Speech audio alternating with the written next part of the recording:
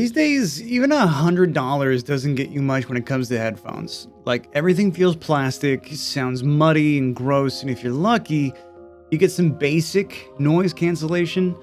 So when we came across the OneOdio Focus A6, a pair that comes in under $70 with ANC, custom EQ, and even its own app, it felt like something worth exploring. Let's take a closer look at the Focus A6 and see if it's one of the best budget headphones you can get right now. Many headphones start overheating your ears after just 20 minutes. Not this one. The Focus A6 has ear cups made of soft protein leather with memory foam that sits comfortably without getting too warm, even during those long sessions. The headband is lightweight but doesn't feel like it'll break after a week. It adjusts easily and doesn't press in too hard. The outer shell has a brushed metal finish that gives it a clean look, and the folding arms make it easy to throw in a bag. We didn't need to look at the manual when we started using the Focus A6.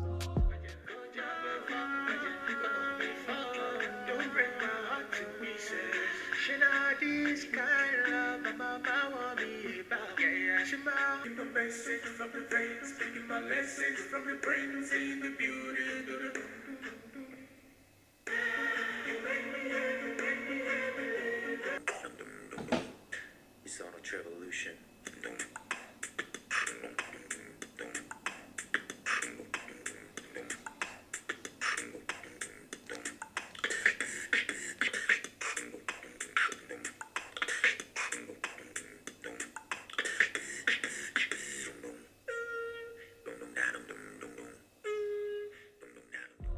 The controls are super easy to figure out. There's a button for ANC, one for power, and one for play pause, and the volume buttons are on the side.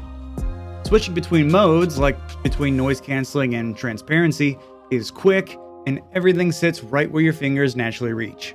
So far, everything feels convenient, super straightforward.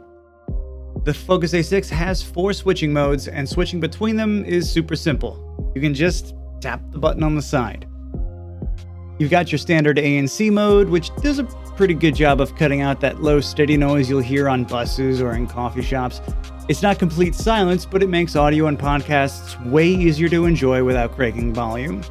Then there's transparency mode, which is great when you're walking around or waiting to hear your name at an airport gate.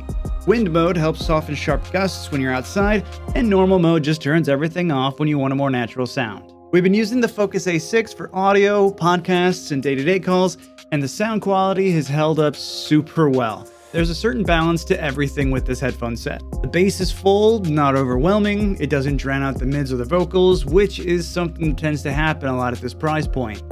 Clarity is decent, especially on acoustic or vocal-heavy tracks. Volume gets high enough without harshness, and we didn't notice any distortion, even when we pushed it to its limits.